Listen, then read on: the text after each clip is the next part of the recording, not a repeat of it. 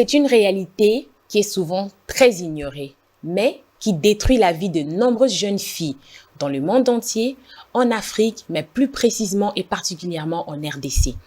Aujourd'hui, nous allons briser les silences. Nous disons non à la violence, non à la souffrance, non au mariage forcé. Tel sera donc le thème de notre émission, les mariages précoces, les conséquences sur la vie des jeunes filles. À tout de suite.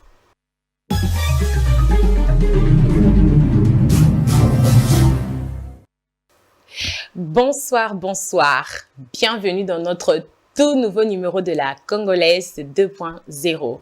Votre rendez-vous du week-end pour débattre face aux défis, aux difficultés auxquelles fait face la jeunesse congolaise. Nos moments d'échange, de partage avec nos invités et nos experts dans plusieurs domaines et sujets. Je suis Prunelle Elongo, votre présentatrice principale, toujours accompagnée de ma merveilleuse et belle équipe, même si aujourd'hui elle est incomplète. Bonsoir Prisca. Bonsoir Prunelle, bonsoir aux téléspectateurs aussi. Comment tu vas Prisca? Très bien, et toi donc? Oui, ça va, très jolie avec ta coupe, hein? Oh, merci. Le blond te va bien. Alors, qu'est-ce que tu me ramènes de beau? Comment était la semaine? Quelles ont été les actualités? J'ai hâte de connaître un peu, tu sais, j'aime les tongos, ça. En tout cas, pour ce matin, je vous emmène une nouvelle, je pense qu'on l'a tous entendu, un petit drame. Ok. Ça reste un drame, en tout cas, qui a eu lieu à l'aéroport de Ndolo, ce mercredi, d'ailleurs, ce mercredi. Ah, okay. Oui, je pense que vous avez entendu parler du crash d'un hélicoptère qui a eu lieu à l'aéroport de Ndolo, notamment. Et au cours de la nouvelle, pendant la journée, on nous a indiqué qu'il y avait eu 2 évacués de l'hélicoptère, oui. Sauf que les deux, c'était un hélicoptère qui servait à ravitailler un militaire, donc c'est un hélicoptère militaire de la République démocratique du Congo, mais qui était en exercice. Tu vois, il faisait un peu exercice pour tourner là, et sauf que c'était il y avait 3 étrangers à l'intérieur, dont le pilote, qui lui était coincé dans l'hélicoptère au moment du crash. Il est mort? Oui, il est décédé à l'intérieur avec le feu qu'il y a eu, malheureusement. Mais ils ont réussi à évacuer ses 2 coéquipiers, mais qui eux aussi, malheureusement, ont rendu l'âme à l'hôpital à laquelle on les avait transférés. Mais qu'est-ce qui s'est passé? C'est ça que je comprends pas. Il y a je sais pas. C'est choquant quand même. C'est la question qu'on se pose tous. On se demande qu'est-ce qui a causé le crash. Jusque-là, la raison est encore inconnue. Mais l'enquête a été lancée très vite par le gouvernement, en tout cas. Et les équipes de secours ont été dépêchées sur les lieux dès que l'hélicoptère a crashé pour ne pas que le feu se répande. Donc, la population était là à voir l'hélicoptère prendre feu sans avoir le pouvoir d'y faire quelque chose. On a essayé de sauver quand même les 2 personnes qui, malheureusement, elles, à cause des brûlures graves, ont rendu l'âme plus tard. Alors, triste nouvelle. Du coup, ils venaient de quelque part, ils étaient en train de faire un essai. Qu'est-ce qui s'est passé? Oui, c'était un essai technique. Tu sais, c'est que les véhicules, c'est comme des véhicules, c'est des machines. Yeah. Elles doivent pas rester à terre pendant longtemps, sinon ça s'abîme. Donc, il faut faire des essais, il faut faire tourner, tourner la mécanique, mais on ne sait vraiment pas qu'est-ce qui a causé ce crash parce que l'hélicoptère était en bonne et due forme, mais il faisait déjà des déplacements connus. Donc là, l'enquête est ouverte en tout cas. Et dans les jours qui viennent, on aura certainement des nouvelles de la cause de ce malheureux drame. Oh là là, et je pense qu'ils doivent faire attention maintenant lorsqu'ils font des patrouilles ou ils font leurs essais techniques avec les machines comme les hélicoptères ou des avions, parce que c'est pas négligé, parce qu'il y a des gens qui habitent autour. Exactement. Et tout, donc il y a un marché, il y a un marché d'avoir l'incident qui s'est passé. Deuxième drame, vraiment. Il y a quelques années de cela où il y a un avion qui passait juste au-dessus du marché des Ziguida et ça tuait énormément de gens. Donc, il faut prendre vraiment des mesures, des précautions nécessaires. De très longues mesures, en tout cas. Exactement. À part ça, qu'est-ce que tu me ramènes de bonnes nouvelles où il n'y a que des drames. En tout cas, c'était la nouvelle du jour. Exactement. Mais sinon, les nouvelles continuent de défiler. Et, on est là. Et que Dieu nous garde. Vraiment. Surtout. Merci Prisca. Alors, chers téléspectateurs, comme vous savez, nous débutons toujours notre émission avec la citation du jour qui nous est dit souvent par Gracias, mais aujourd'hui, c'est Prisca qui va qui va prendre le rôle. Et par la suite, nous allons vous présenter notre invité du jour, qui est une dame. Et pour continuer l'émission, nous allons aller à la table ronde, notre moment préféré pour débattre sur les sujets du jour. Et pour chuter, nous aurons le conseil du jour. Prisca, la citation, s'il te plaît. Bon, alors, pour la citation de ce jour, je l'ai droit au but, qui est d'une très grande militante, en tout cas, et défenseur des droits des enfants, notamment connue sous le nom de Graça Machel. Je ne sais pas si je prononce bien. Oui, on sent l'accent. T'as mis Graça tout tout en mon cœur dans mon prénom. Exactement. En tout cas, alors, elle indique que quand une jeune fille est forcée au mariage avant l'âge adulte, elle perd non seulement son enfance, mais souvent aussi les droits les plus fondamentaux. Je peux reprendre pour nos téléspectateurs. Quand une jeune fille est forcée au mariage avant l'âge adulte, elle perd non seulement son enfance, mais souvent aussi ses droits les plus fondamentaux. Alors, qu'est-ce que ça t'inspire ce matin? Bah, elle a vraiment tout dit, hein. Déjà, en tant qu'humain ou en tant que personne, on a des droits humains.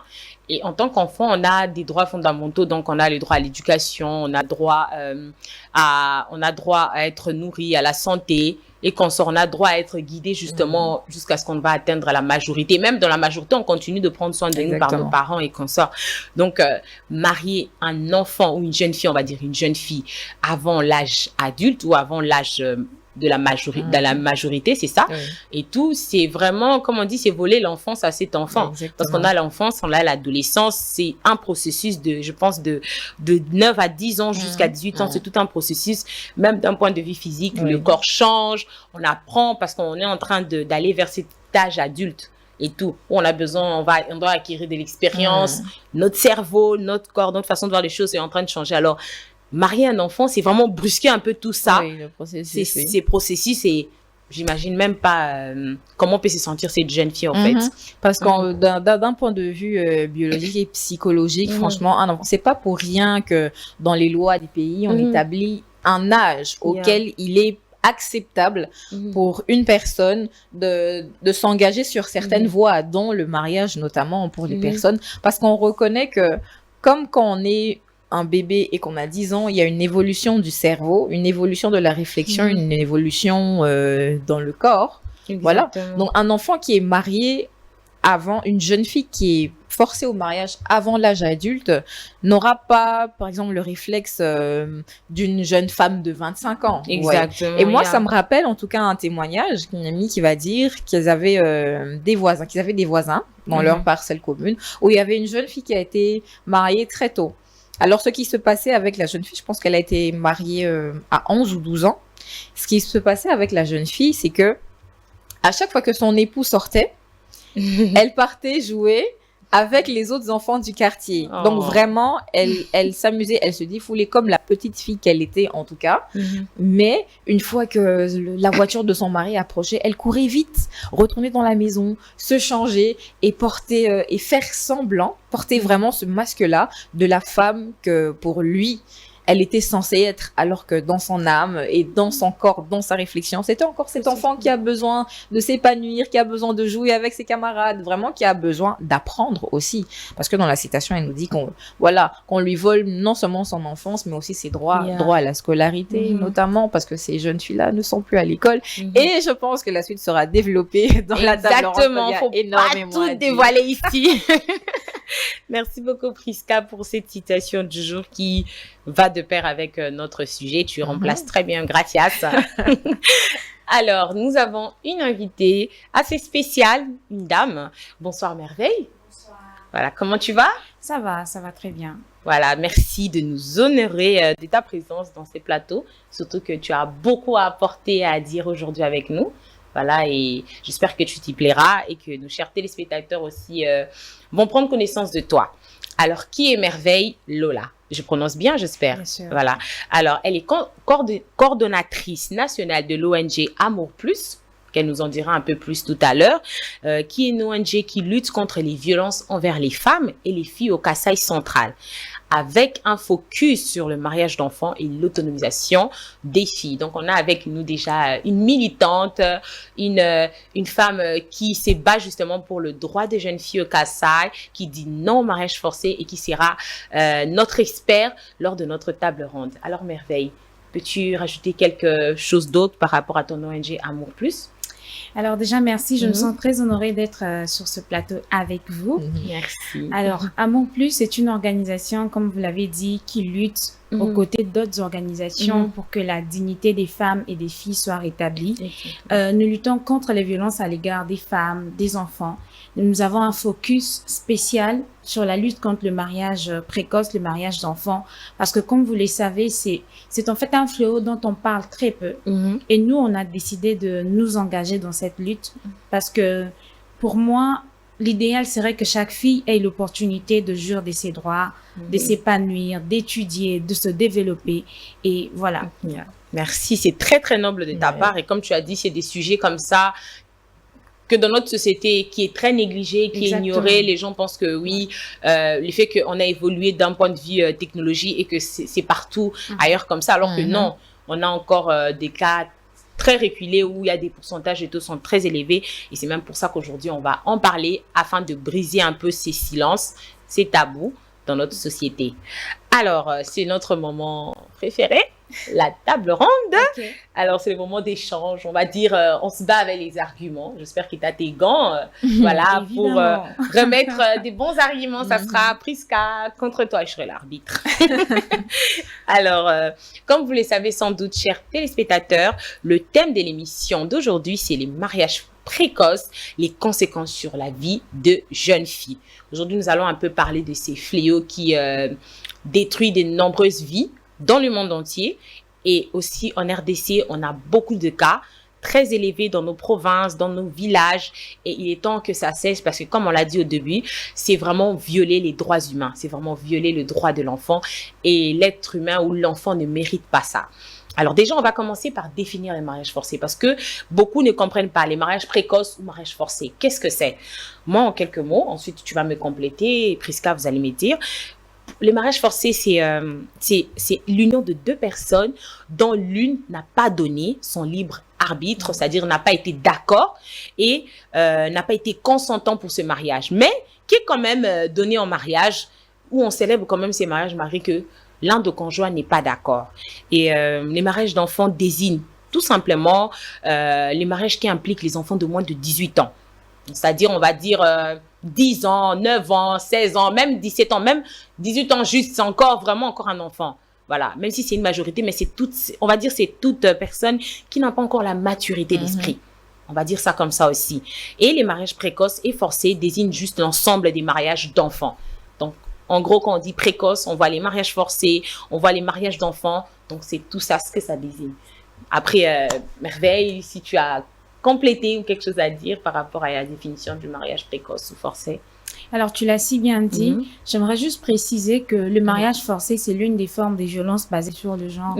Parce que quand on parle des violences basées sur le genre, on fait généralement on fait allusion au viol simplement. Pourtant, le mariage forcé, c'est l'une des formes des violences et des pires formes de violence parce que ça touche aux enfants. Exactement. Et alors, comme vous l'avez dit, le mariage d'enfants, ça peut même impliquer deux enfants qui se marient, bien que c'est quand même rare, assez rare de nos jours. Mais le mariage d'enfants, la précision que j'aimerais apporter, c'est que ce sont plus les filles qui en sont victimes. Exactement. Il y a très peu, moi, depuis que je suis dans cette lutte, je n'ai jamais rencontré un garçon de 16 ans ou un garçon de 17 ans qui a été envoyé de force en mariage. Non. Ce sont les filles qui sont plus exposées et qui en sont plus victimes. Exactement. Prisca, sinon, quelque chose d'autre à ajouter par rapport à la définition? Une grave violation de droit. C'est pas pour rien que l'on parle de maturité, qu'on a besoin de maturité, comme je le disais tout à l'heure. C'est qu'il faut attendre que la personne ait une certaine réflexion et un certain développement. Et un certain développement dans l'esprit, dans la réflexion, mais aussi dans le corps. Donc, franchement, le mariage forcé, c'est une grosse violation, en tout cas, des droits humains, notamment parce que il n'y a pas de consentement. Normalement, le mariage, c'est l'union de deux personnes consentantes, qui s'aiment, et aussi en accord avec les familles. Voilà. Mais c'est pas que les familles doivent être d'accord, doivent imposer sans que la personne qui doit initialement être vivre avec l'autre conjoint ne soit d'accord. Ouais, ça c'est énormément des conflits et ces jeunes filles notamment qui vont ne peuvent s'opposer parce qu'elles savent la réaction non seulement de leur famille mais aussi quand elles vont rentrer dans ce mariage là, il y a la réaction de ce conjoint là qu'elles vont épouser. Voilà, parce qu'il y aura une certaine petite rébellion. Non, je voulais pas me marier, alors tu vas refuser de faire certaines choses. Et là, elles sont donc victimes de violences physiques, d'abus, etc. et ne peuvent pas en parler. Elles ne vont faire que subir parce que les familles étaient déjà mises d'accord. Et c'est vraiment déplorable. Exactement. Alors, ça répond à ma première question d'ailleurs. Après avoir justement eu la définition, je pense que vous avez tous compris, chers téléspectateurs, c'est quoi les mariages précoces, c'est quoi les mariages forcés. Ça se complète et voilà, c'est quelque chose dont nous devons vraiment être contre ça, dénoncer et vraiment lorsque vous penserez, chers parents, à vouloir marier vos enfants, tenez-vous compte de tout ceci, en fait, parce que vous êtes en train de détruire, en fait, votre fille, même si vous pensez faire le bien, mais c'est vraiment, vous êtes en train de détruire la vie de votre jeune fille. Alors, quels sont les risques physiques auxquels les jeunes filles sont exposées en cas de mariage forcé? Alors, les jeunes filles sont exposées à plusieurs risques, notamment sur le plan physique, parce que, comme vous le savez, quand une fille se marie, par exemple, à 14 ans, 15 ans, son corps n'a pas encore fini de se constituer. Exactement. C'est pendant cette période que le corps de la jeune fille se construit encore. Et lorsqu'elle se marie avant 18 ans et qu'elle arrive, par exemple, à concevoir, à avoir une grossesse, c'est déjà une grossesse à risque. Parce qu'en tant qu'enfant, en tant que fille de 15 ans, 16 ans, elle n'est pas assez préparée pour porter une grossesse. Exactement. Ça, c'est des risques que moi, en tant que, corps soignant, je connais tous ces risques auxquels les filles sont exposées. Il y a des filles qui arrivent à mourir sur les lits de l'hôpital parce qu'elles sont venues donner la vie, mais elles perdent leur vie parce que leur corps n'est pas assez préparé pour ça.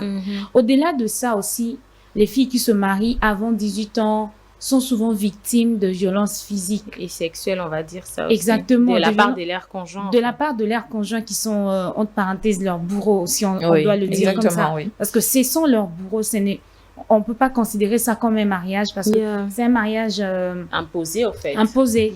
Mais au-delà de ça, je voulais revenir sur le mariage forcé. Parce qu'en fait, le mariage forcé, ce n'est pas que le mariage de mineurs. Ça peut être même les mariages des adultes, mais des adultes qui ne sont pas consentants.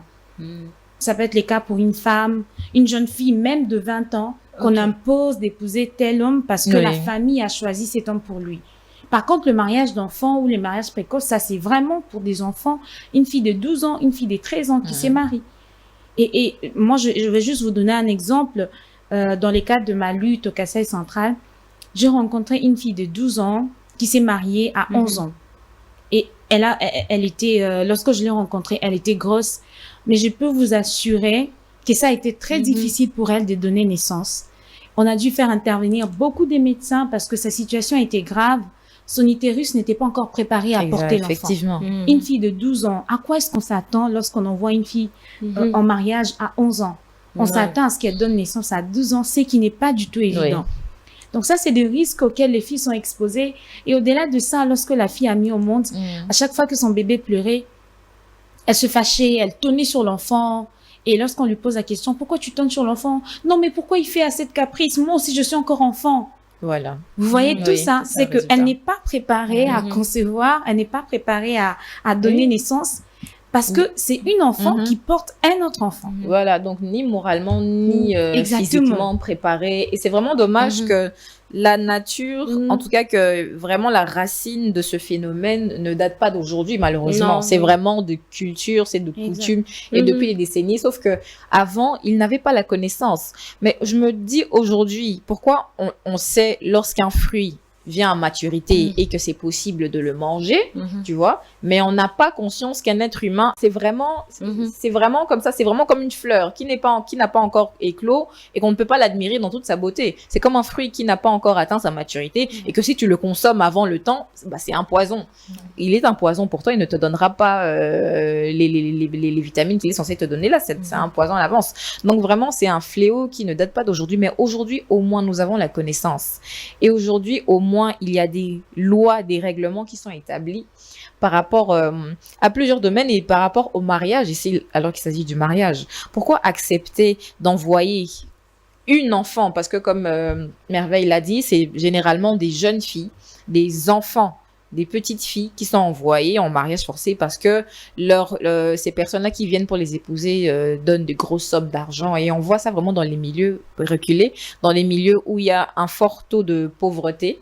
Voilà, où les parents, moi je prends ça, c'est comme vendre son enfant. Oui, c'est vraiment vendre ton enfant. Donc toi et celui qui fait de la prostitution pour enfants, oui, vous n'êtes pas différents. C'est vendre son enfant pour une somme d'argent qui va finir en fait. Mais la souffrance de votre enfant ne va pas s'arrêter jusqu'à ce qu'elle, pour la majeure partie des cas, aussi jusqu'à ce qu'elle rende l'âme. Parce que beaucoup d'enfants ne supportent pas ces cas-là. Et malheureusement, on le voit aussi dans certaines religions. Donc, il y a la culture, il y a la religion, il y a des religions qui autorisent ce genre de pratiques. Et je ne sais pas si vous vous rappelez, je vais me revenir sur le procès d'un pasteur de la place, Kinshasa, qui a eu à épouser non seulement plusieurs femmes, mais à chaque fois, c'était des jeunes filles, des filles qui n'avaient pas atteint l'âge de la maturité, qu'on venait lui offrir en mariage, parce que c'était, je sais pas, l'autorité spirituelle de ce milieu-là. Et vraiment, c'est des cas à voir, c'est des cas et c'est des personnes à arrêter. Moi, je pense qu'on ne doit pas s'arrêter là. Lui, c'est la première personne qu'on a arrêtée, qu'on a lancé un procès dessus. Mais il y a énormément de personnes qui continuent dans ce processus-là. Donc, si je dois revenir à la question que Prena a posée, il y a énormément de complications des complications dans l'accouchement, ce qu'on appelle des complications obstétricales, parce que notamment il y a des jeunes filles qui vont dire non, moi quand j'étais enceinte, parce que on a un phénomène aussi qui se répand, il y a aussi le phénomène des filles mères.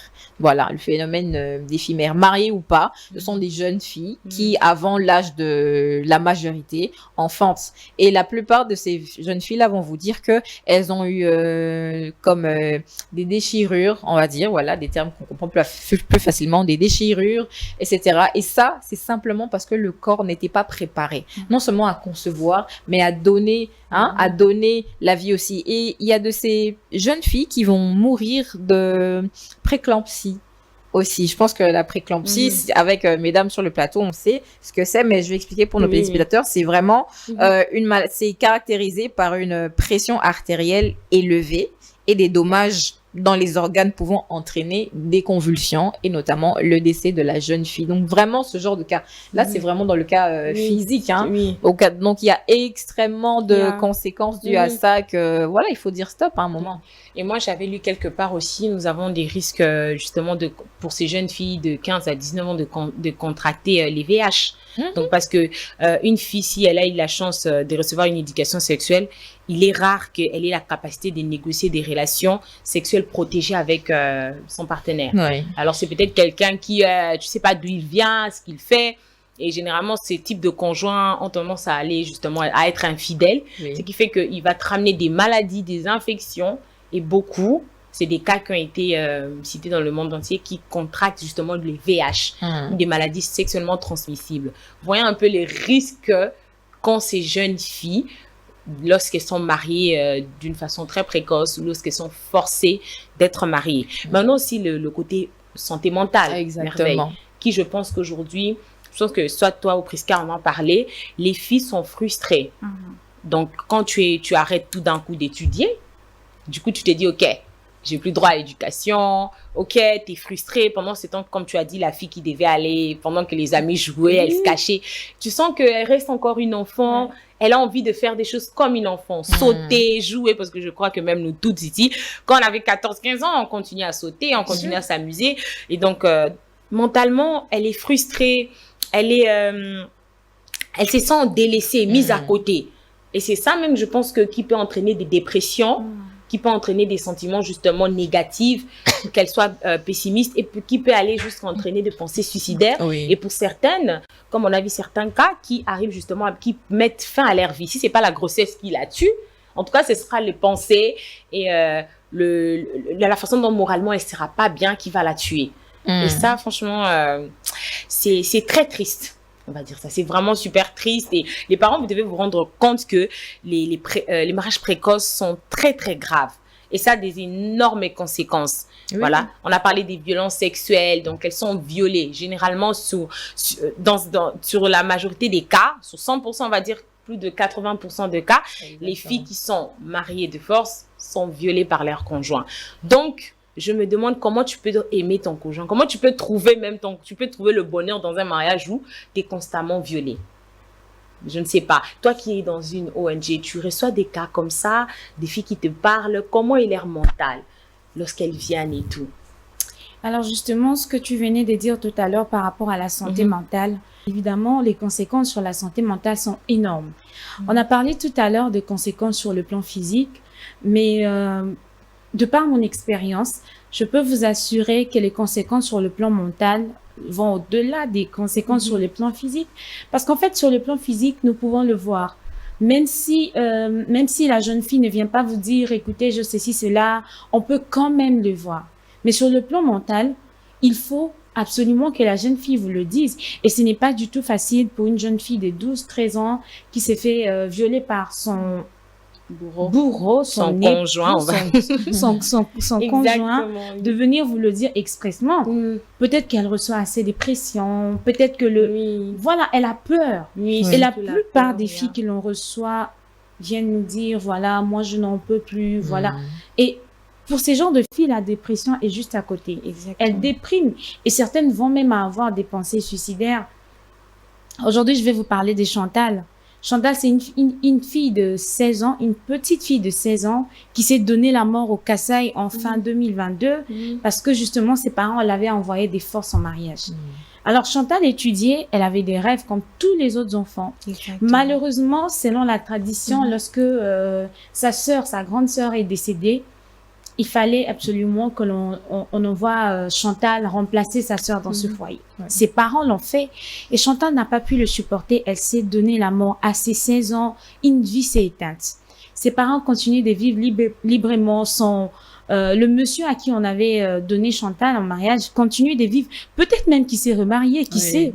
Franchement. Et donc Chantal est partie avec ses rêves, ses ambitions. Nous avons entendu parler de l'histoire de Chantal parce qu'elle s'est suicidée. Mais il y a d'autres filles qui se retrouvent dans sa situation, qui pleurent en silence, qui n'ont pas le choix que d'accepter la situation, qui sont dans des foyers à 12, 13, 14 ans, 15 ans. Aujourd'hui, on en parle très peu, mais les conséquences sur la santé mentale peuvent aller jusqu'à la mort, jusqu'au suicide. Exactement. Et ça, c'est vraiment république, Prisca. Oui, j'allais dire, moi, j'applaudis le genre d'initiative, notamment comme le projet de Merveille aujourd'hui, parce que ces jeunes filles, si elles en viennent jusqu'à se donner la mort, non seulement c'est déjà parce que le milieu dans lequel elles ont grandi, le milieu dans lequel elles sont, accepte ce genre de pratique. Oui, en fait, on normalise le mal. Ça me rappelle une émission. Oui, et c'est vraiment dommage. Mais il y a aussi le manque d'éducation. Oui. Vraiment, c'est des milieux où il n'y a pas vraiment, la plupart des cas, en tout cas, sont des milieux où il n'y a pas vraiment l'accès à l'enseignement. Donc, c'est vraiment des pratiques d'antan qui continuent et qui sont d'actualité jusqu'à aujourd'hui. Je voulais rajouter, c'est aussi un système, on va dire, c'est un système patriarcal de la pauvreté. Donc, les mariages précoces empêchent justement les femmes de sortir aussi de la pauvreté. Et ces personnes-là, eux, ils se disent, ah, ok, comme je suis un homme, c'est nous qui devons décider, c'est nous qui devons faire ci. Donc, la femme, elle est limite comme un objet. On va dire ça comme ça, parce qu'elle est vendue. Donc, tu n'as pas droit à t'exprimer. Tu n'as droit à rien dire. Toi, tu es là, ok, on décide, ok. Et les hommes, c'est eux qui font la loi, qui décident de tout. Donc, toi, tu es juste là à exécuter. Et aussi, malgré ça, je pense que si pour notre cas ici, si la jeune Chantal a eu à mettre fin à ses jours, c'est vraiment parce qu'elle a reçu aucun soutien. Oui, certainement qu'elle a crié, elle a parlé, elle s'est révoltée contre ça, mais elle a vu que vraiment, il y a pas d'autre option, il y a pas d'autre solution. Si je peux pas m'en sortir, alors je vais m'en sortir par la mort. Et c'est vraiment dommage. Et ça, ce n'est pas encouragé pour cette jeune fille qui va nous suivre aujourd'hui à la télévision, qui peut-être en ce moment est dans un foyer où tu es maltraité, où tu as été donné en mariage de force. C'est pas toi qui choisis ton conjoint. Écoute, n'hésitez pas à en parler. Il y a des organes au ministère, il y a des ONG comme celle de Merveille qui militent justement contre ces genres de cas. N'hésitez pas à l'écrire. Et elle va peut-être voir comment vous aider. C'est pas seulement les filles au Kassai, je pense qu'elle gère peu partout à Kinshasa, en RDC. Donc, n'hésitez pas, parlez-en. Ne gardez pas ça pour vous-même parce qu'il faut pas que votre cas soit comme celle de Chantal. C'est vrai que les mal a été faits, mais ça peut être arrangé. Oui. Votre situation n'est pas, on va dire, c'est pas la fin du monde. Dans le sens que c'est pas parce que c'était arrivé que ça ne peut pas changer, qu'on peut pas trouver de solution. On peut trouver des solutions, mais à condition que tu viennes vers des personnes qui sont vraiment des personnes qui peuvent t'aider. Je pense que même à la police, on a justement des filières comme ça qui gèrent ces genres de cas. Dénonce, mais sois sage donc quand tu fais tes démarches. Dis-toi que, ok, tu as un bourreau. Si tu es dans une société où justement on va pas te croire, on va pas je pense qu'il y a des manières, des stratégies que tu peux utiliser, mais hey, quelqu'un à qui tu en parles, que tu fais ressortir un peu tout ce que tu ressens et vois comment peut-être on peut t'aider à quitter justement, à te débarrasser de ton bourreau pour vivre enfin libre. Donc, il y a beaucoup de choses. Aujourd'hui, il y a des organismes comme l'UNICEF qui sont partout en RDC qui défendent justement le cause des violences faites à l'enfant. Les mariages précoces, les mariages arrangés, les mariages de force. Donc, tu n'es pas seul. Et que ton cas ne soit pas celle de Chantal qui, malheureusement, est morte parce qu'elle n'a pas peut-être pu demander de l'aide, parce qu'elle n'a pas su comment le faire. Mais aujourd'hui, on vous donne certaines stratégies. Et donc, libre à vous de voir ce que vous pouvez faire. N'attendez pas de mourir pour qu'on puisse parler de vous après. Non. Il faut se battre. C'est dur, mais il faut se battre. En tout cas, et j'aimerais d'ailleurs en parler. Lors de mes recherches, j'ai vu les nombres de cas qu'il y a à Kinshasa. Aujourd'hui, ça m'étonne parce que beaucoup de Congolais, que nous pensons que le mariage forcé, c'est qu'au village, comme tu as dit. Ce n'est qu'en province, où c'est vraiment reculé, c'est moindre, c'est révolu. Mais non, rien que dans le monde, chaque année, 12 millions de filles sont mariées avant l'âge de 18 ans. Et ça, partout dans les 4 coins du monde entier, plus précisément dans des pays comme l'Asie, l'Afrique, on a quelques cas en Europe et on va dire en Amérique. Donc, ici, par exemple, de ce que j'ai suivi, on a dit chaque 3 secondes, une fille est mariée. Donc, pendant qu'on parle là, il y a une fille qui est en train de se marier. Et de force, hein, pas qu'elle se marie parce qu'elle le veut. Donc, chaque minute, 23 filles sont mariées. Donc, vous imaginez un peu l'ampleur. Et dans le monde entier, à travers le monde entier, 650 millions de femmes vivent aujourd'hui dans un foyer où elles ont été mariées pendant leur enfance. Ce qui fait qu'il y a beaucoup de femmes qui sont malheureuses dans leur foyer. Donc, elles se sont mariées avant, on est là, elle est mariée, mais on ne sait pas comment ça a commencé. Exactement. Et en RDC, ce qui est très regrettable, dans notre pays, on a 28% des cas des filles qui sont mariées avant le mariage. On fait partie de la liste des pays en Afrique. Évidemment, les pays, l'Afrique de l'Ouest, voilà, l'Afrique de l'Ouest sont parmi les top 1. Mais en Afrique centrale, on fait partie des pays où le taux des nombres de filles qui sont mariées sont élevés. Rien que comme tu l'as dit, par exemple, au Grand Kassai, d'ailleurs, le taux de mariage précoce est le plus élevé de notre pays, le Grand Kassai. Donc, on a au Kassai oriental 47,7% des filles qui sont mariées de force ou connaissent les mariages précoces. On a au Kassai tout court, 54,3%. Et on a au Kassai central, 46,6% des filles. Au Lomami, on a 30,6%. Au Sankuru, on a 33,5%. Et ça, c'est selon les rapports mondiaux. Donc, vous imaginez un peu le monde, on va dire, c'est presque plus d'une moitié des filles en RDC qui sont mariées de force. Donc, on n'a même pas eu un demi. Je crois qu'on a vraiment un demi, et puis on rajoute encore un pourcentage. On a plus de la moitié de la population congolaise des femmes qui sont mariées avant 18 ans, qui subissent les mariages forcés, les mariages précoces. Donc, c'est une situation que nous ne devons pas négliger. C'est très réel. C'est vraiment réel. Et c'est vraiment des choses que nous devons briser. C'est vrai qu'on est un pays en voie de développement, ce qui fait que la pauvreté est l'un des facteurs qui cause justement tout ça. Mais moi, j'aimerais dire aux parents, ne vendez pas votre enfant pour de l'argent. Le bonheur de votre enfant est plus important. Aujourd'hui, la jeune fille, on veut en faire en sorte qu'elle reste vierge pour justement être mariée, vendue. Moi, je vais dire vendre, parce que c'est le terme. Je sais pas vous, mais j'ai l'impression que on va inciter la jeune fille, il faut que tu restes vierge, c'est très bien.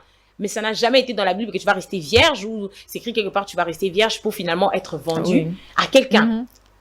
Oui, j'aimerais juste rajouter que les personnes qui sont encore, enfin vraiment, il faut éveiller les consciences parce que ces personnes-là ne se rendent pas compte que ce mariage-là précoce ou ce mariage forcé perpétue en fait la pauvreté. Oui, vous êtes dans des milieux pauvres, vous ne savez pas comment vous en sortir, mais le fait de vendre votre enfant comme une marchandise, en fait, il faut savoir que la jeune fille aussi, comme avec ses rêves et ses objectifs, a aussi un esprit entrepreneur. C'est quelqu'un qui, certainement, avait en elle la possibilité, la capacité de plus tard être un créateur d'emplois.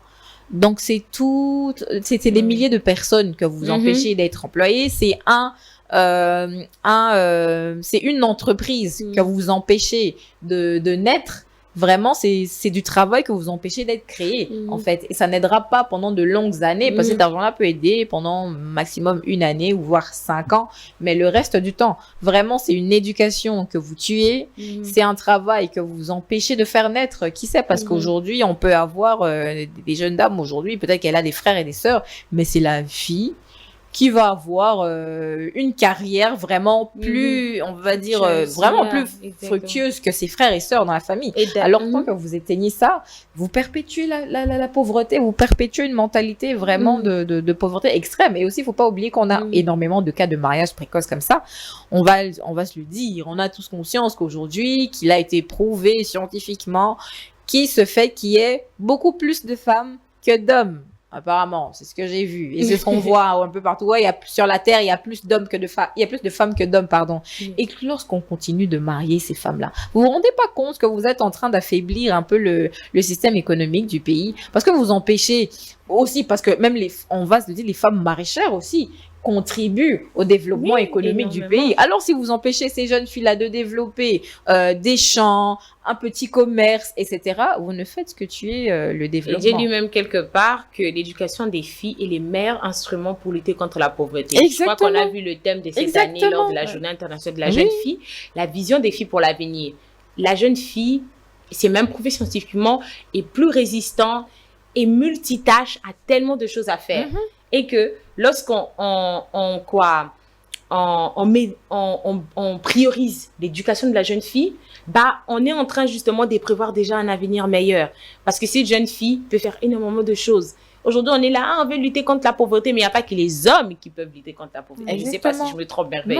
Mais on a aussi les filles. Parce que la femme, comme tu as dit, les mamans aujourd'hui, l'économie du pays aujourd'hui, on ne va pas se mentir, mis à part les entreprises, mais quand on va regarder les petites, moyennes entreprises, c'est plus les dames. Les femmes qui vendent le pain, le poisson au marché. Rien que le matin, tu as les mamans. Tu ne verras pas un homme se réveiller à 4 heures pour aller chercher du pain. Je ne connais pas de vendeurs de pain hommes.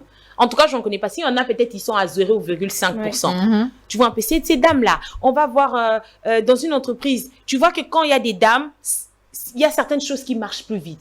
On est intelligente. On a la capacité, Dieu nous a donné, nous a bénis. On peut faire 1000 choses. Tu as une maman qui, elle travaille, elle fait ci. Elle va rentrer le soir, elle va préparer, elle va faire ci, elle va faire ça. Et on a tellement de choses, on est plus résistante. Même quand on est malade, on fait quelque chose. Alors là. Donc, c'est pour dire que la femme a tellement sa place dans le milieu, dans le développement d'un pays, et que ce n'est pas en mariant la femme que vous, parents, vous dites, OK, j'arrange ma situation. Non, même si tu ne peux pas scolariser ta fille. Mais moi, j'ai vu ça dans certains pays où les commerces est un peu quelque chose dont on inclut aux enfants. Si tu ne peux pas scolariser tes enfants, aujourd'hui, il y a des formations gratuites qui est données par l'UNICEF et par beaucoup d'autres programmes internationaux. Inscris ta fille, au moins qu'elle apprenne à lire et à écrire. Tu peux le faire à la maison. fait quelque chose, à mais coudre. Et Voilà. puis, je vais dire, il y a certainement des personnes qui vont se dire, mais quand elle va aller dans le mariage, là, elle va apprendre tout ça. Mais sauf Mais qu'elle est dévastée mentalement. oui. Elle n'a pas le temps d'apprendre. Et Voilà. puis, elle est considérée comme une adulte. Exactement. Exactement. Elle n'est pas stable émotionnellement, elle n'est pas stable mentalement. Elle a même pas l'esprit disposé Mhm. à faire de l'apprentissage de ces choses-là parce qu'en pleine dépression, tu ne peux pas être productive. Yeah. Ton esprit, vraiment ton mental est enfermé, ton mental est enterré et la seule pensée que tu as, c'est partir d'ici. Exactement. Peu importe les moyens. Et pour la plupart des cas, comme notre défunte Chantal, c'est se donner la main. Alors, moi, j'ai rencontré une fille à Kananga dans les cadres du programme qu'on avait mis en place. C'est un programme d'autonomisation des filles et des luttes contre les mariages d'enfants. Et dans ces cadres, on avait mis en place des espaces Toyokana. Yeah. Ce sont des espaces de rencontre, des espaces d'apprentissage et des espaces d'épanouissement pour les filles. Et du coup, on a des centaines de filles qui se réunissent parce que on a un espace dans chaque commune. Alors, dans une de communes, on a rencontré une fille qui a aujourd'hui 22 ans et son fils est né à 12 ans. Wow. D'accord. Ça veut dire que elle, on l'a envoyée en mariage à 10 ans parce que vous savez, aujourd'hui, il y a des filles qui deviennent adolescentes un peu plus tôt, qui voient leur règle à 9 ans. Oui. Et donc, cette fille, lorsqu'elle a appris que le mariage d'enfants, c'est ceci, elle a appris les conséquences, elle-même a vécu les conséquences, elle a décidé de partager son expérience avec les autres parce qu'aujourd'hui, elle a pratiquement 4 ou 5 enfants avec son époux. À 22 ans. Exactement, Oh à my 22 God. ans. Et elle n'a pas étudié, elle ne parle pas français. Mais Wow. aujourd'hui, elle a décidé de se battre pour que ses enfants ne vivent pas la même chose. Parce que grâce à une formation que nous lui avons permis de suivre, une formation en coupe et couture pendant 6 mois, aujourd'hui, elle coupe et ça lui permet de subvenir aux besoins de sa famille. Voilà. Parce que les conditions dans lesquelles elle vivait avec son époux et ses enfants ne permettaient même pas que ses enfants partent à l'école. C'est malheureux. Et aujourd'hui, grâce à ce métier qu'elle a appris, elle peut subvenir aux besoins de sa famille et elle a décidé de comment dire, elle a décidé à ce qu'on fasse un documentaire avec elle, qu'elle raconte son histoire pour ne pas que les autres filles aient envie de se marier précocement ou que les parents envoient leurs filles précocement. Parce qu'elle a vu les conséquences sur elle. Et moi, ce qui me surprend, c'est que malgré tout, elle a un mindset assez fort. Oui. Elles sont très résilientes. Elle est très résiliente et elle se dit que ses enfants, surtout ses filles, vont étudier, qu'elles vont aller jusqu'à l'université. Wow, et ça, donc c'est merveilleux. aujourd'hui, cette fille a décidé de partager son expérience. Peut-être que vous les verrez dans les mois qui suivent, un documentaire sur elle. Vous allez découvrir son histoire. Elle est tellement résiliente que moi, je me dis, on vient d'avoir une alliée dans la lutte. Parce qu'en fait, elle a vécu les conséquences du mariage d'enfant. À 10 ans déjà, elle nous raconte, elle dit, lorsqu'on m'envoie en mariage, quand j'arrive chez moi, j'ai dit, qu'est-ce que je fais? Je commence par quoi? Parce que moi, j'étais habituée à ce qu'on me donne tout. Ça veut dire qu'on prépare, que je mange, que je joue. Et là, moi, la petite fille de 10 ans, je devais déjà me marier. Je devais tenir un foyer. Je devais m'occuper de mon homme. Exactement. C'était assez difficile pour elle. Elle raconte son histoire en pleurant parce qu'elle dit, moi, quand j'étais petite, je n'ai jamais rêvé d'être dans un foyer à 10 ans. Je n'ai jamais rêvé que ma vie serait comme ça. Je pensais étudier, je pensais faire des grandes choses. Et aujourd'hui, je me retrouve là. Mais Dieu merci, elle arrive à se relever.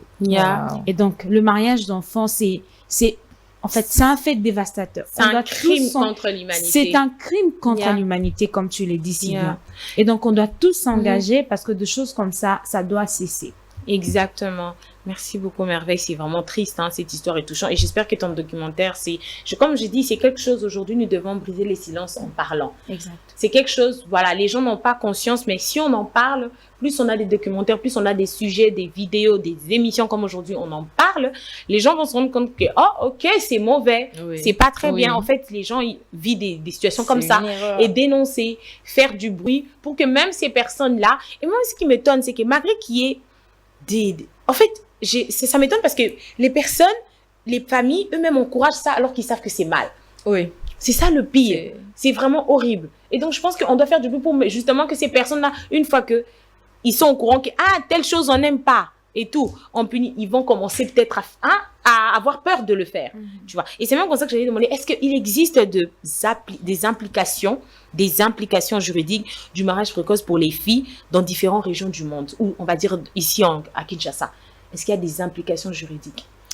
Je vais d'abord dire que le mariage d'enfants, c'est une violation grave des droits humains, des droits de l'enfant. Et donc, ça a déjà une implication juridique parce que il y a beaucoup de lois, notamment, pour ne citer que celle-là, la loi portant protection de l'enfant. C'est une loi congolaise qui interdit les fiançailles et les mariages d'enfants.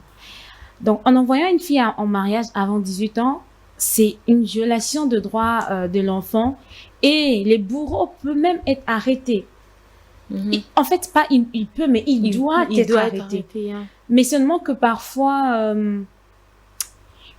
l'impunité fait que ces faits continuent, ça persiste, parce que beaucoup de gens également ne sont pas très informés que la loi prévoit de punir ces gens. Mais moi, je trouve que même quand ils sont informés, ils le font quand même. Même quand ils sont informés, pour certains, ils le font quand même. Parce que quand tu dis en ville, je pense que les gens, ils savent que ça se fait pas. Les gens, ils savent. Oui. C'est mais comme pour ça que certaines raisons, pour ceux qui ne savent pas, on peut encore un peu comprendre.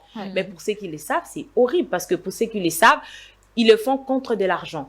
Ils le font parce que telle situation. Ils donnent des raisons. Mais moi, je trouve que même s'ils ne savaient pas, pour ceux qui le savent ou ne le savent pas, pour moi, les mesures doivent être... En fait, c'est au gouvernement de vraiment marteler là-dessus. Je ne sais pas si... Voilà, par rapport à ce que tu disais. Justement, j'étais en train de dire que l'impunité, c'est l'une des causes qui fait que ces phénomènes on ne punit pas. Parce que quand les bourreaux sont punis, ils ont un peu peur. Et les autres ont un peu peur. Ils prennent du recul. Et vous avez vu par rapport à la situation de ce pasteur, moi, je suis contente qu'il ait été condamné. Parce que ça va éduquer d'autres personnes. Ça montre même aux parents, attention, l'enfant n'est pas une marchandise. Et même d'autres personnes qui prévoyaient d'épouser des petites filles, ils auront peur. Mais ça encore, on a un problème, c'est au niveau de la dénonciation. La dénonciation doit être automatique parce que le pasteur, il a été condamné parce qu'il y a eu quelqu'un qui a dénoncé. Mais ces genres de cas, généralement, on ne dénonce pas. Mais le truc qu'il y a ici aussi, c'est que s'il n'y a pas vraiment de suivi, où il y a difficulté de suivi et de lutte contre ce genre de pratique, c'est à cause... c'est parce que ces mariages, en fait, ne sont pas enregistrés. Exactement. C'est vraiment des mariages faits à l'amiable. C'est pas que vous allez à l'état civil, vous signez des papiers pour dire, ouais, cet enfant va épouser cet adulte. Parce qu'ils savent que c'est puni. C'est punissable. Voilà. Donc, ces mariages, et encore, pour le cas du pasteur, c'est parce que l'info a été relayée aussi sur les réseaux. Aujourd'hui, vraiment, les réseaux sont une plateforme où on peut vraiment plus rapidement et plus facilement dénoncer certains phénomènes qui avant vraiment étaient cachés des regards publics, en tout cas comme la pratique du mariage forcé, vraiment dans des coins aussi. Et pour la dénonciation, il faut savoir aussi que la plupart de ces populations-là vivent dans la norme du mariage précoce. Donc c'est une grand-mère qui a été mariée très tôt, qui est mariée à 14 ans, qui va marier sa fille à 12 ans, et qui cette fille-là va marier son autre enfant à 13 ans. Donc ça perpétue le cycle, et les populations autour trouvent ça normal, donc ont du mal à les dénoncer. Mais c'est nous, aujourd'hui, qui avons accès à l'information. C'est à notre tour maintenant d'informer les autres, de les faire savoir qu'il est temps que ça cesse, parce que ce n'est pas une bonne chose. C'est pas parce que quelque chose se fait à l'accoutumée que c'est une bonne chose. Oui, et moi, derrière les traditions, le coutume, je crois qu'il est un peu temps qu'on arrête de tout le temps mettre... Dire que les traditions sont bonnes. En fait, c'est comme si on faisait du mal et on trouvait comme excuse les traditions. C'est pas toutes les traditions qui sont bonnes. La coutume n'est pas exactement. toujours en fait, bonne. au-delà des traditions, vous devez comprendre qu'il y a des droits. En tant qu'humain, on a des droits. Déjà ça. Donc, même si la tradition dit, fais pas ci, mais vous regardez d'un point de vue de la Bible, d'un point de vue normal, on a de droits en tant qu'humain. Donc, il faut pas te dire, c'est la tradition, c'est pour ça que je vais faire. Des fois, on se laisse nous-mêmes aussi emballer par tout ce on veut, en fait, gober tellement de choses. Les pasteurs vont dire ça, on va accepter. Même si on sait que c'est faux, c'est pas bien, c'est contre nature ou c'est contre le droit d'une personne, on va accepter. La tradition dit ça, on va accepter, mais à un moment, faut vraiment arrêter de subir, essayer comme de tu faire dis, vraiment. Oui, arrêtez de subir, essayer de faire la part des choses. Vous, parents, vous êtes censés protéger vos enfants, mais quand vous livrez vos enfants à elles-mêmes comme ça, vous êtes quel genre de parent? En tout cas, moi, pour tout parent qui va m'écouter aujourd'hui, comprenez que le bonheur de votre enfant doit être une priorité. Votre fille n'est pas un fardeau, parce que c'est comme ça qu'est considérée la jeune fille dans la société africaine généralement, comme un fardeau, comme un poids. On a même en Inde où, quand elles ont des filles, il y a des avortements en Inde, ou même on tue des bébés filles. En Inde, ça c'est un documentaire que j'ai suivi, parce que pour avoir une fille, c'est un fardeau. T'imagines? Et il y a des mamans, elle met au monde comme ça quand c'est une fille.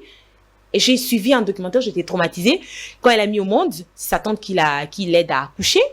Et c'était une fille. Ils l'ont mis dans une boîte, ils ont fermé. Ils ont laissé comme ça. Elle entendait son bébé pleurer, mais elle a dit je ne pouvais rien faire. Et l'enfant est mort. Le lendemain, ils sont allés enterrer. Tu te rends compte? Donc, et tous sont au courant. Et c'est vraiment quelque chose qu'ils ont accepté. Et quand tu vois ce genre de potes, tu dis, ah, ça encore, c'est la coutume. Ça encore, il faut accepter. Non, c'est un crime. Donc, vous imaginez le nombre de filles, de jeunes filles, de bébés qui sont tués dans le monde, de jeunes filles qui meurent parce que, au nom de la coutume, au nom de ceci, au nom de cela, pourquoi pas les hommes? Désolée, mais pourquoi pas? Pourquoi c'est toujours la femme qui doit subir? C'est vraiment pas intéressant et pour moi, c'est des pratiques, comme on l'a dit, c'est très cruel. Il n'y a même pas de mots plus grands pour définir un peu ça. Et quand je pense aux filles comme Chantal qui ont perdu la vie, elles sont nombreuses. Aujourd'hui, on parle de Chantal, mais avant Chantal ou même après Chantal, il y en a sûrement eu énormément. Et donc, je vais vraiment... Aujourd'hui, si on en parle, c'est parce qu'on veut que vous sachiez que c'est pas très bien, c'est mauvais, c'est une mauvaise pratique, et que c'est une forme, comme tu as dit, de violence sexuelle, c'est une forme de violation de droits de la personne, de droits humains, de droits de l'enfant. Et c'est de la traite humaine aussi. Exactement, de la traite humaine, parce que vendre quelqu'un pour de l'argent, même si c'est pour, c'est comme on dit, boyokani, c'est quand même de la vente, c'est comme si vous faisiez de la prostitution pour enfants. Donc, entre toi et la personne qui fait de la vente, de la traite pour personne, qui fait de la prostitution pour enfants, comme on voit un peu dans des pays comme l'Amérique latine où les enfants sont vendus pour être des esclaves sexuels, il n'y a pas une différence. Parce qu'une enfant de 12 ans, qu'est-ce qu'elle va apporter à un homme, à part ce dont on sait? Un homme très adulte. Voilà. Et ce sera juste comme un objet sexuel et un objet de fécondation, on va dire ça comme ça. Exactement. Mais qu'est-ce qu'elle va apporter? Donc réfléchissez un peu quelques secondes. Qu'est-ce qu'elle va apporter? Alors qu'une fille mature va bâtir son foyer, va apporter bien plus. Elle a de l'expérience, elle a étudié, elle a beaucoup plus de maturité. C'est vrai qu'on ne vous oblige pas non plus de vous marier à 30 ans, 40 ans, mais l'âge de la maturité. Et surtout, chaque humain a le droit de choisir son destin. Chaque humain. C'est pas pour rien Dieu a mis les libres arbitres. C'est pour qu'on ait le choix. Exactement. De dire, OK, ça c'est le mal, ça c'est le mauvais, on choisit. Même si Dieu, qui est le Tout-Puissant, nous a laissé le choix de choisir, toi tu es qui? Parce que tu es parent pour décider du destin de ton enfant. Non. Et ça, c'est ce qu'on remarque généralement dans la société africaine. Les parents pensent que, parce qu'ils sont parents, ils ont le droit surtout sur nous. On refuse pas en tant que parent, vous avez des droits, mais vous avez des devoirs. Et on parle très rarement de devoirs pour les parents.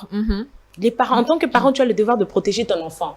Et c'est même l'un des premiers devoirs en tant que parent, de protéger ton enfant. Mais quand tu vends ton enfant, tu le protèges pas. Tu l'exposes. Et ça fait pas de toi un bon parent. Au contraire, hein, je sais même pas si on va appeler ça parent. Donc c'est vraiment horrible et c'est des choses qu'on doit vraiment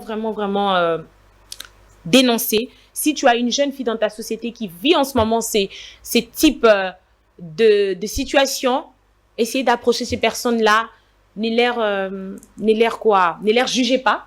Je pense que juger, toi qui es dans une ONG, justement, ne les jugez pas, ne vous demandez pas pourquoi, essayez un peu de comprendre et voir comment aider cette personne, mais dans la douceur. La violence aussi ne sert à rien, parce qu'elle vit déjà de violence.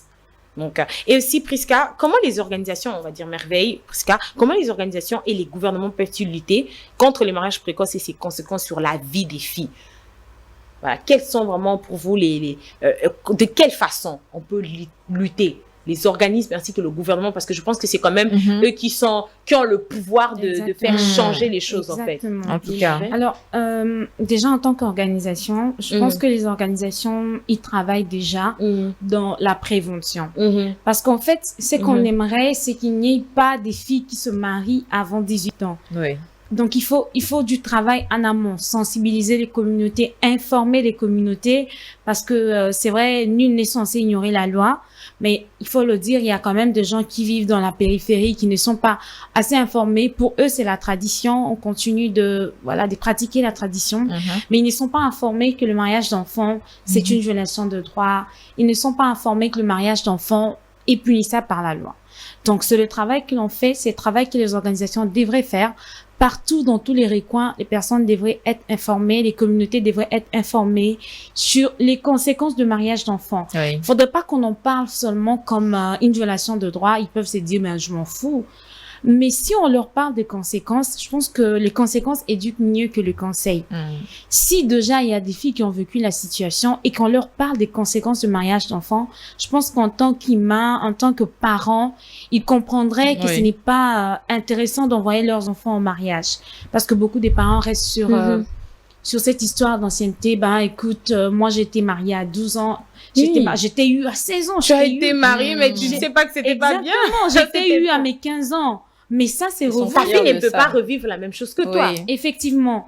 Aujourd'hui, tout parent censé voudrait que son enfant aille à l'école, que son enfant évolue, qu'on leur montre des exemples des femmes qui ont réussi. Exactement. Ça, c'est vraiment au niveau de la prévention, mener des campagnes de sensibilisation, impliquer les leaders religieux traditionnels, parce que ce sont eux les gardiens de la tradition, les gardiens des normes. Il faut arriver à les convaincre pour dire, écoutez, le mariage d'enfants, on doit bannir ça, parce que vos communautés doivent évoluer. Oui, sinon on reste dans la pauvreté. Voilà.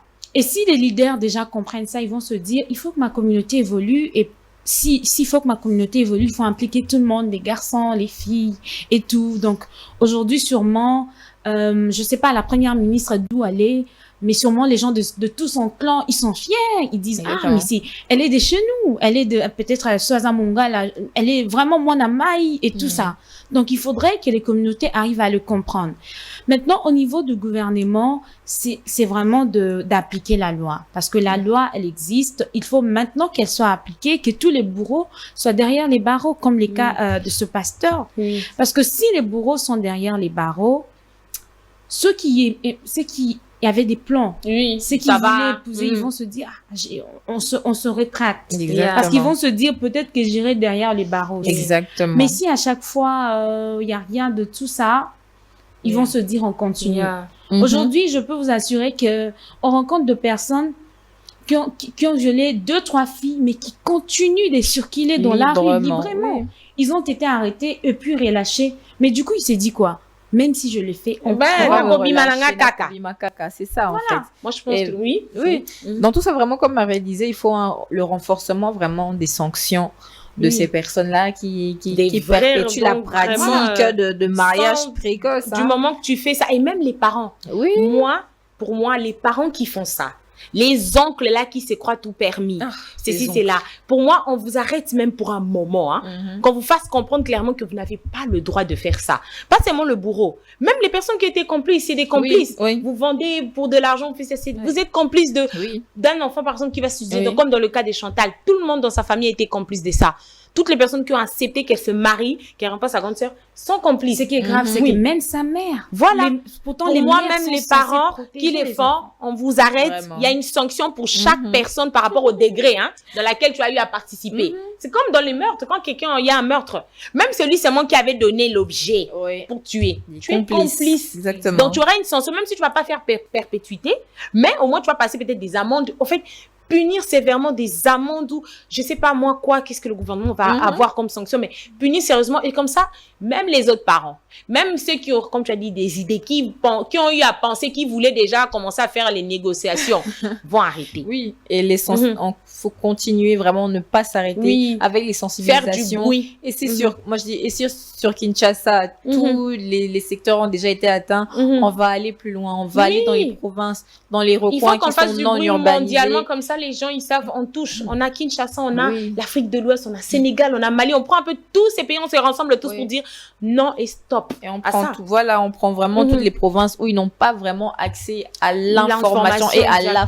formation. C'est très important parce que c'est là qu'on retrouve les plus grands cas, et notamment dans le Kasaï. Et franchement, et vraiment martelé sur la protection des victimes, de ces victimes-là. Oui, les protéger, ça, on n'en a pas parlé exactement. Oui, on ne demande, ce qu'on va faire, ce n'est pas les prendre comme de perpétuelles victimes. Quand on va les sortir de cette situation-là, les garder jusqu'à ce qu'elles décèdent, non.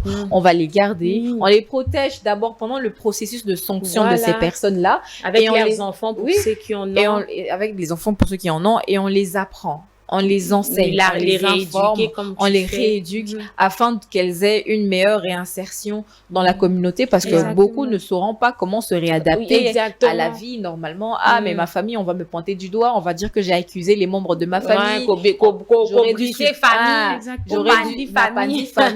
J'aurais dû supporter parce qu'elles vont s'en vouloir. Non, j'aurais dû supporter et tout. Elles demandent vraiment un énorme suivi pour une meilleure réinsertion. Et moi, j'aimerais vraiment insister sur la dénonciation parce que c'est grâce à la dénonciation qu'on peut arriver à aider. S'il n'y a pas de dénonciation, on ne pourra pas aider. Et c'est par exemple, moi, dans le cadre de mon ONG, on accompagne ces filles sur le plan psychosocial, mais on leur offre aussi une réinsertion socio-économique. Ça, c'est très bien. Elles suivent, par exemple, récemment, on l'a fait pour une vingtaine de filles. Elles ont suivi une formation de 6 mois. Après, on leur a donné des kits, ça veut dire des machines pour leur autonomisation. Parce que l'autonomisation est importante aussi dans le processus de la réinsertion.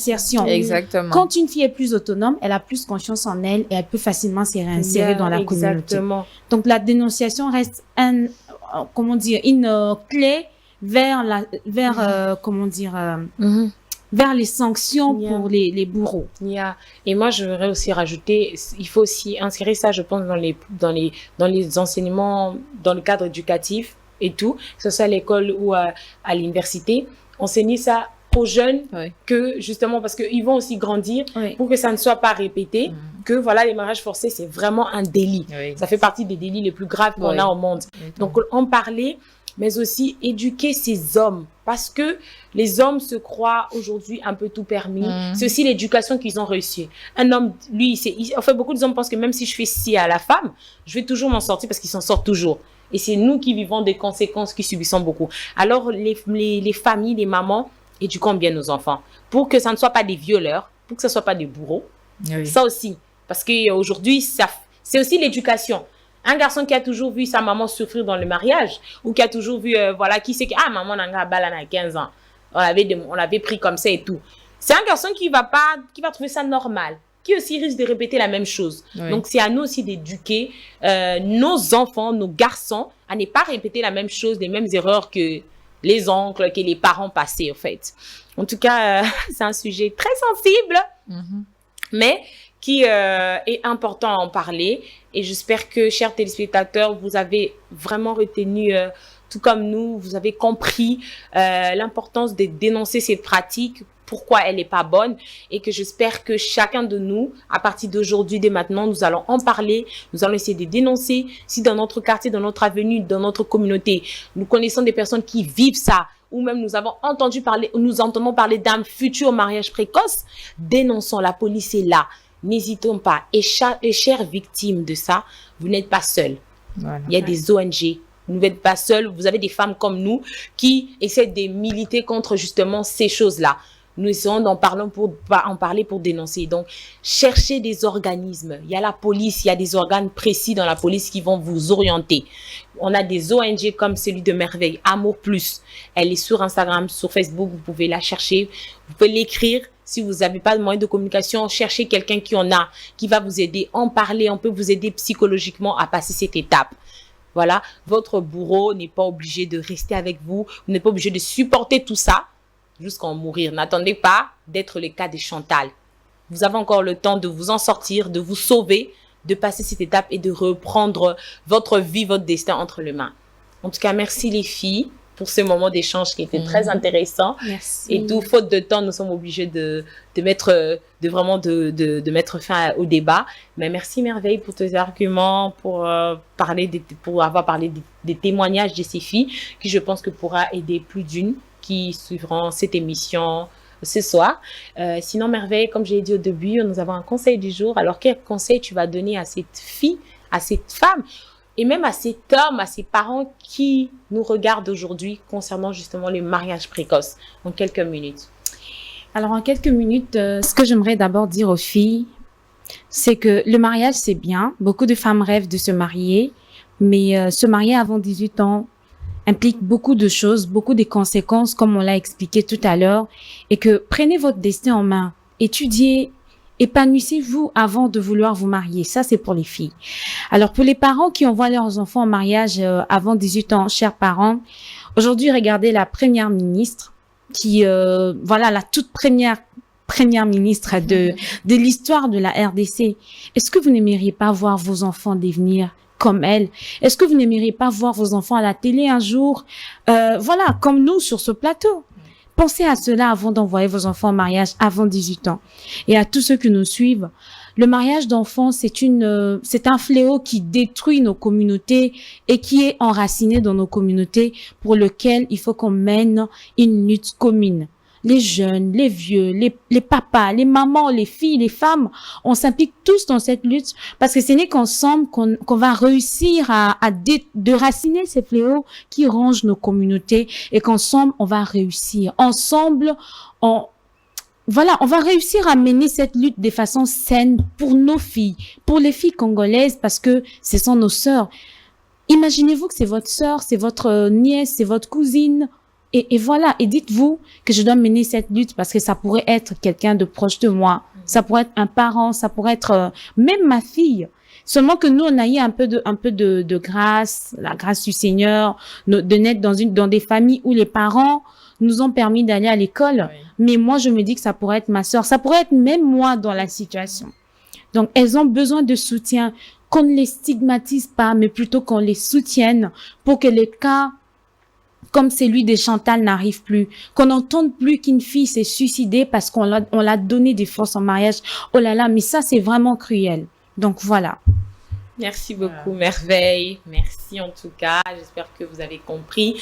Et on l'a peut-être pas dit, mais tu as bien fait de revenir là-dessus. On ne vous empêche pas de vous marier. Faut pas venir dire, la Congolaise, on a dit, t'es Bobala, mais Bobala bien. Vous allez épanouie, que vous soyez heureuse. Alors, pour un mariage réussi et heureux, ça demande de la maturité, ça demande de choisir son partenaire, ça demande d'avoir son destin entre ses mains et d'être soi-même aussi épanoui.